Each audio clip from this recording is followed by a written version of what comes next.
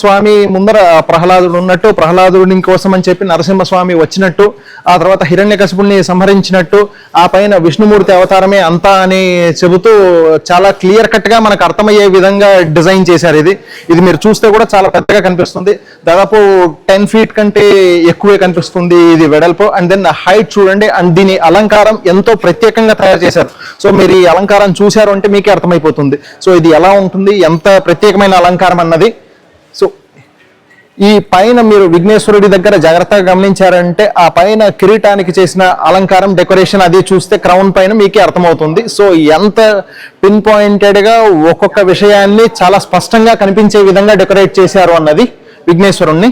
So ఇది height మనకు చూస్తూనే అర్థమవుతుంది. అందాజుగా తక్కువ అంటే కూడా 18 అడుగుల పైనే ఉంది అని, అలాగే వెడల్పు కూడా సుమారుగా 10 అడుగుల దాకా ఉంది అన్నది మనకు కనిపిస్తుందండి. ఇలా చూశారు అంటే ఇక్కడ